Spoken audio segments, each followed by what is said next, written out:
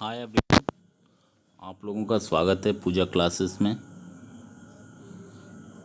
ठीक है, अभी हम लोग जो है इन्वायरमेंट का सेक्शन करने जा रहे हैं। ये 30 नंबर का सेक्शन होता है 1 to 5 के लिए, और इससे अच्छा मार्क्स उठाया जा सकता है। इसलिए इस सेक्शन पे थोड़ा सा ध्यान देके हम लोग आराम से इजीली हैवी मार्क्स उठा सकते हैं।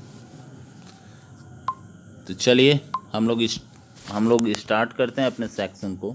इन्वायरमेंट का जो है, निम्न में रबी की फसलें हैं। ठीक है, निम्न में रबी की फसलें हैं: धान, चना, मक्का, धान, गेहूँ, मक्का, चना, गेहूँ। ठीक है, तो रबी की फसल जो होती है उसके अंतर्गत प्रश्न के अनुसार सिर्फ चना और गेहूँ ही आ सकता है। ठीक है, तो 4 नंबर का आंसर होगा चना, गेहूँ। रबी की फसल की जो बुआई होती है सामान्यतः अक्टूबर से जनवरी के बीच होती है।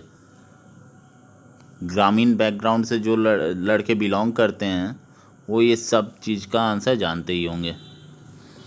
पौधों को वायुमंडल का शुद्धिकारक कहा जाता है क्योंकि इसमें होती है वाष्पोत्सर्जन की क्रिया, प्रकाश संश्लेषण की क्रिया, श्वसन की क्रिया, ये सभी। तो पौधों को वायुमंडल का शुद्धिकारक इसलिए कहा जाता है क्योंकि ये प्रकाश संश्लेषण की क्रिया करते हैं। क्या करते हैं? प्रकाश संश्लेषण की क्रिया करते हैं। और इसके अंतर्गत कार्बन डाइऑक्साइड को CO2 को अपने श्वसन में प्रयोग कर वायुमंडल में ऑक्सीजन का उत्सर्जन करते हैं। ऑक्सीजन का कितना ज़रूरत है हम लोगों को, ये सबको पता है, इसके बारे में बताने की कोई ज़रूरत नहीं होगी। तरुण भारत संघ के राजेंद्र सिंह को किस कार्य के लिए मैग्सेसे पुरस्कार दिया गया?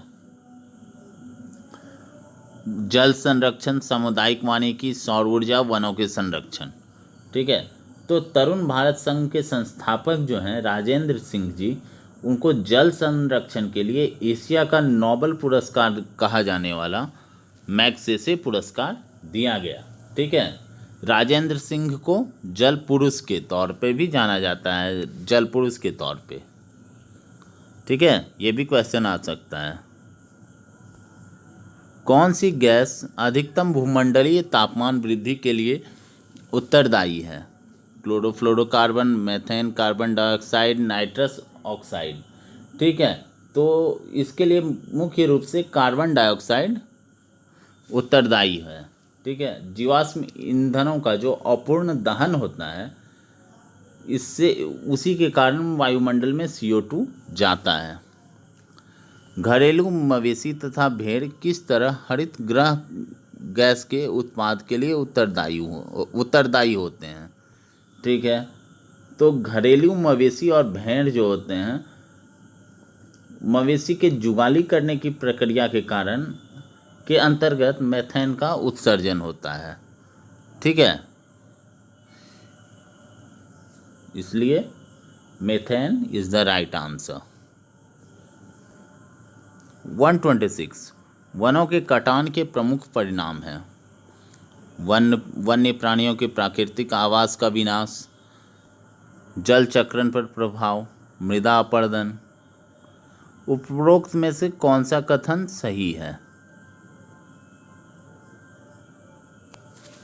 ठीक है, तो वनों का कटान, वनोन्मूलन, यानी कि वनों के कटान को क्या हम लोग कह सकते हैं? वनोन्मूलन। इसके कारण निम्नलिखित परिणाम सामने आते हैं: वन्य जीवों के प्राकृतिक आवास का विनाश,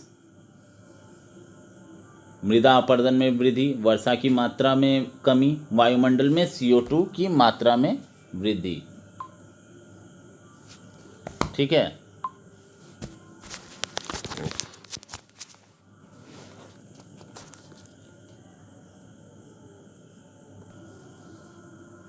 आंसर क्या होगा? 4 नंबर। नदी मुहानों के लक्षण हैं: ताजा एवं खारा जल, समुद्र समृद्ध जैव विविधता, अधिक उत्पादकता, ये सभी। ठीक है, तो नदी मुहानों के लक्षण ताजा एवं खारा जल समृद्ध जैव विविधता, अधिक उत्पादकता, ये सभी होते हैं। तो इसका आंसर होगा 4 नंबर। अब आगे बढ़ें हम लोग 128। खाद्य श्रृंखला द्वारा घातक रसायनों की निरंतर बढ़ती मात्रा कहलाती है पारिस्थितिकी संतुलन, जैव सांद्रण, खाद्य स्तर, जैव अपघटन। तो इसका आंसर क्या होगा? 2 नंबर, जैव सांद्रण। फूड चेन जो होता है उसके पोषण स्तर एक से दूसरे पोषण स्तर तक घातक रसायनों की निरंतर बढ़ती मात्रा को हम लोग क्या कहते हैं? जैव सांद्रण। केदारनाथ अभयारण्य निम्न में से किनके लिए जाना जाता है? बाघों के लिए, हाथियों के लिए, पक्षियों के लिए, कस्तूरी मृग के लिए। तो आंसर होगा कस्तूरी मृग के लिए। ठीक है, अब 130 में आते हैं। किस मृदा में जल धारण करने की मात्रा सबसे अधिक होती है? दोमट, बलुई, चिकनी, बारीक बालू। तो इसका आंसर होगा चिकनी। चिकनी। अब 131 में आते हैं हम लोग। 131 क्वेश्चन क्या है? भारत में हरित क्रांति का जनक किनको कहा गया? बीरबल साहनी को, डॉक्टर एम.एस. स्वामीनाथन को, प्रोफेसर M.O.P. अयंगर को, डॉक्टर वी कुरियन को। तो इसका आंसर होगा 2 नंबर। M.S. स्वामीनाथन को भारत में हरित क्रांति का जनक कहा जाता है। 1960 में इन्हीं के प्रयासों के बदौलत भारत में हरित क्रांति सफल हो पाई। बर्फ पर अंडे देने वाला पक्षी है? Arctic tern, hummingbird, albatross, penguin. तो पेंगुइन। कौन होगा? पेंगुइन। ठीक है, penguin is the right answer.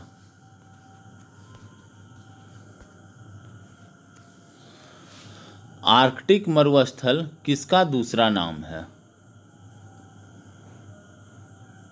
Tundra, savanna, steppes, taiga. तो tundra is the right answer. Mesozoic युग निम्न श्रेणियों का युग माना जाता है? उभयचर जीवों का, सरीसृप जीवों का, पक्षियों का, स्तनधारी जीवों का। तो इसका आंसर क्या होगा? सरीसृप जीवों का। अब 135 करते हैं। चेरनोबिल दुर्घटना किससे संबंधित है? भूस्खलन, भूकंप, नाभिकीय दुर्घटना, अम्लीय वर्षा। तो आंसर है 3, नाभिकीय दुर्घटना। 26 अप्रैल 1986 को, उस समय यूएसएसआर था, उसके यूक्रेन क्षेत्र में चेरनोबिल परमाणु संयंत्र में हुआ विस्फोट एक नाभिकीय दुर्घटना थी।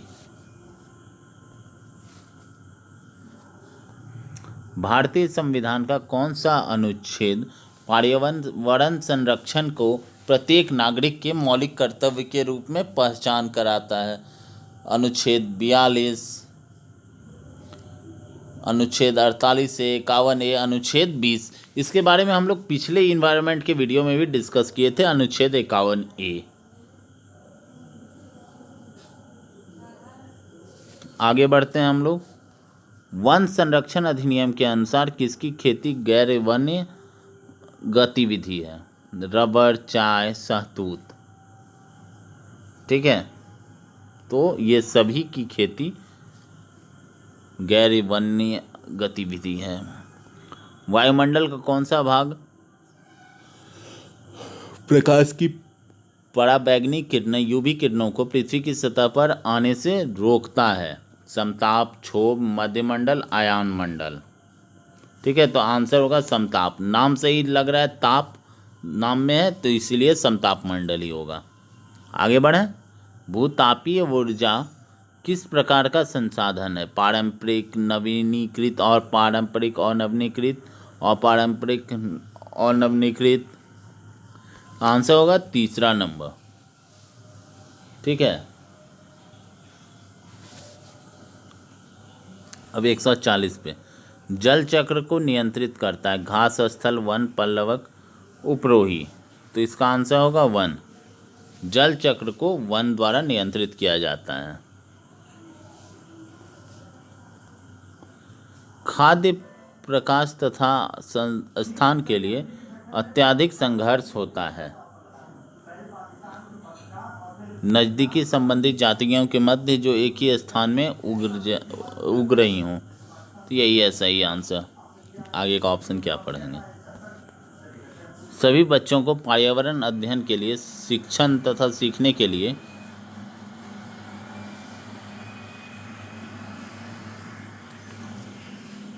प्रत्येक शिक्षण कक्ष में आवश्यकता है किस चीज़ की? संज्ञानात्मक आयु, उपयुक्त पाठ्यक्रम, अनुकूल तथा धमकी रहित परिवेश, स्कूल आधारित आकलन तथा व्याख्यान प्रस्तुत करना, उपरोक्त सभी।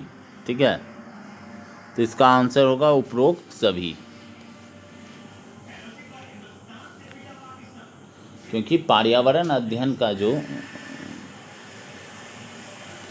शिक्षण होता है उसके लिए ये सारा चीज़ चाहिए। पर्यावरण अध्ययन के सीखने के मुख्य प्रशिक्षण संकेतांक हैं पर्यवेक्षण, रिपोर्टिंग, अभिव्यक्ति, व्याख्या, वर्गीकरण, पूछताछ, विश्लेषण एवं प्रयोग, उपरोक्त सभी। तो इसका भी आंसर होगा उपरोक्त सभी।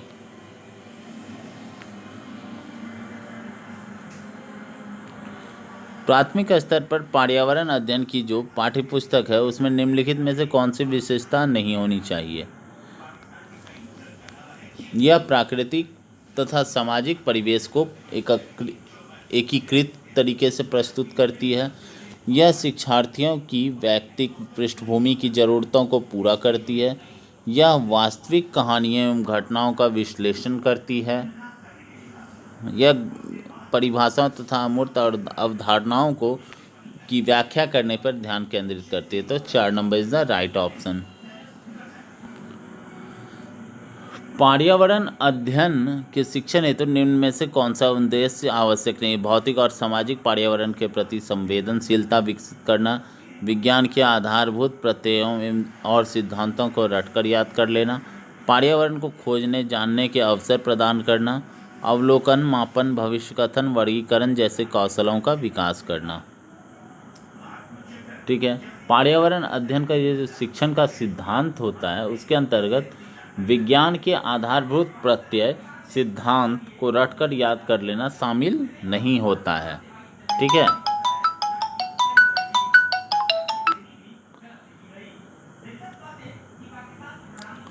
ठीक है, तो 145 का 2 नंबर सही है।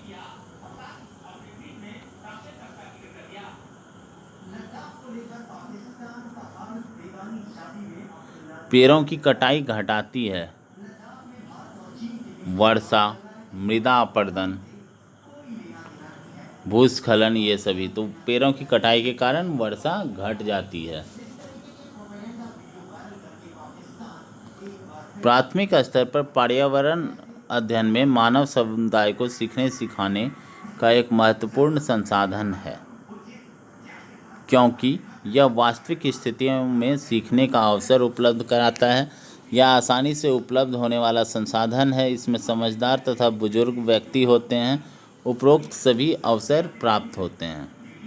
तो आंसर क्या होगा? उपरोक्त सभी अवसर प्राप्त होते हैं। भागीरथी नदी का उद्गम स्थल है पिंडारी ग्लेशियर, सतोपंथ ग्लेशियर, चौरबाड़ी झील, गंगोत्री ग्लेशियर। तो गंगोत्री ग्लेशियर से ही भागीरथी निकलती है और गंगोत्री ग्लेशियर जो है इसी को भागीरथी नदी को भी गंगा नदी ही कहते हैं। नाम का चेंज है, कंफ्यूज नहीं होना है। मिनीमाटा रोग जो है प्रदूषण जनित रोग है जिसका परिणाम है समुद्र में बिखरे तेल, औद्योगिक पारा वेस्ट को पानी में छोड़ने का, वायुमंडल में आर्सेनिक जमा होने पर, मनुष्य के कार्बनिक व्यर्थ को पीने के पानी में छोड़ने के कारण। ठीक है, तो इसका आंसर होगा 3 नंबर।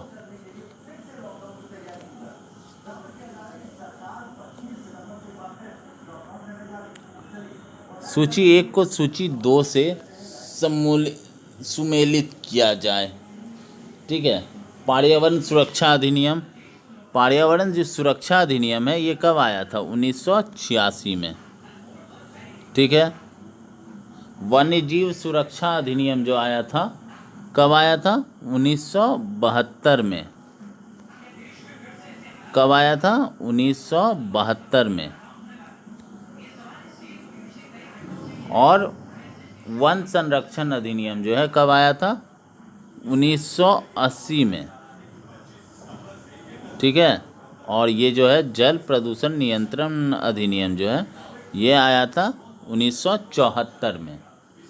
ठीक है। तो इसका आंसर ऑप्शन देख के हम लोग मार देंगे। ऑप्शन देख के चौथा number is the right option.